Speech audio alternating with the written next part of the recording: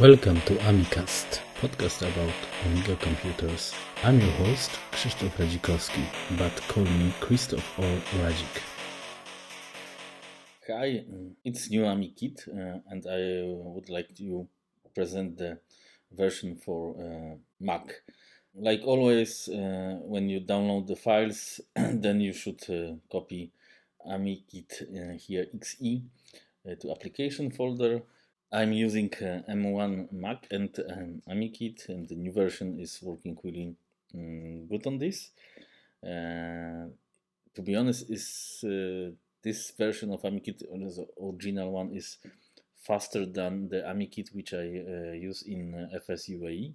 So we run AmiKit from our Mac,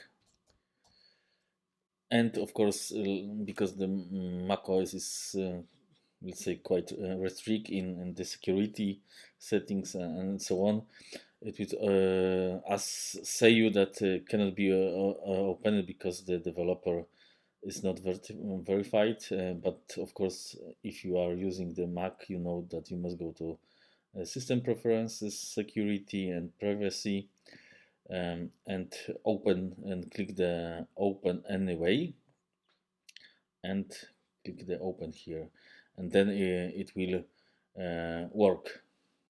So let's run AmiKit again. And with new AmiKit, and life is a little bit easier if you use AmigaForever package or 3.9. It's more tricky because it's again Mac OS, but it's much more easier than was before. If we use AmigaForever in configuration, we need to add in the optical media options the image of our AmigaForever package, which is, I think, the best option to install this, and you get the ROMs. Mac will ask you, I think, a lot of questions, like always at least first run. So because the AmiKit won't access to other folders and drives on your computer. Our let's say Mac drive is in Z, and we must find I must find myself, and the my and where is my file, and of course I again must ask okay to access the document folder, and I have the AmigaForever, so, and just click start. You don't need now ROM image. This window is I think always coming to AmiKit now, because the problem is macOS itself, not the AmiKit, and you must live with this. AmiKit will of course download the Picasso for you, and so on, and install the Picasso. And like I said, AmigaForever is detected, and the kickstart is detected. Now I'm installing everything using Aeros kickstart. At the end of all, is better in the process now than was before. Okay, so now we must press the enter to launch AmiKit again, but now we are using the this big one button, launch button. Here you cannot do anything. Probably, I think you cannot even add the in system AmiKit here, or maybe manually if you find it, but I don't think so. It makes nothing. And you can select the resolution, native resolution. I think for my Mac is something like that. So let's save it.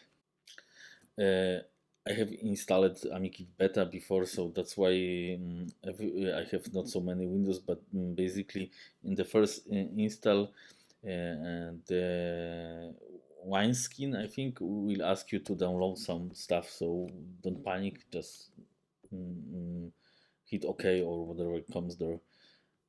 So let's make a full screen. I think it will be maybe better for us. So yes, and this is the AmiKit, and the question is if we want to download additional software. Here you can see the software lips. I think it's really cool to download it, so let's do it. And like always in AmiKit, everything is let's say automatic here, at least from the Amiga OS side.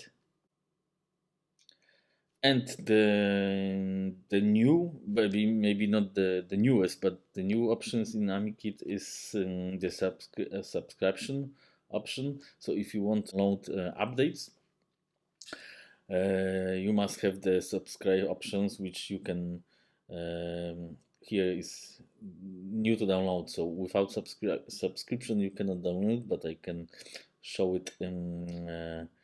Later as well. And when you click on the subscription, when you click on the subscription button, then you will get the prices, what you must pay if you would like to have, for example, 1 year support. So we can do it, and the browser, as you see, or I saw, it was the rabbit hole feature. So this we can do later. So rabbit hole like before, and is here on the, so it's launched in macOS situation, the macOS stuff like Safari, for example. You can connect your Dropbox here if you would like. You have access to the folders from the Mac. So this is the Z. Favorite is like before, with the best selection of the things to try. Downloads, and AmiKit in itself, but everything is here. So the apps, if you would like to use, for example, directory Opus 4, so you don't need to run directory Opus 5 if you don't like. Internet, of course, you can use the Mac version of Safari, but you can use the NetSurf or the newest iBrowse, for example. So it's the demo, but for downloading something from, for example, from Aminet, or well, let's do it from Aminet. So it's really cool feature. So it's like always the old good AmiKit, but updated. And with better features, better install process. So if you used AmiKit before and you would like to come back or use it, update for the new version, you have everything as you, I think, remembered. And in the Morpheus, for example, you can change your startup process, what you want to be on off. The locale, if you want to change language, desktop replacement if you don't like the directory Opus, but you can patch Amiga forever. So let's take a look. I think it's worth to try. Shut down AmiKit and run it again. So as you see, the WinUAE is working really cool on the M1 Mac, and it's really well prepared from the inside. So it's really good integrated in AmiKit, and there is, in at least in MacBook Air, there is no fans. So I cannot say if this making a lot of noise in Intel Mac like before, because there was like this problem. But in M1 Mac, you can use it in complete silence if you have MacBook Air. So it's cool, and to be honest, WinUAE is better emulator than FS-UAE, even in the macOS situation.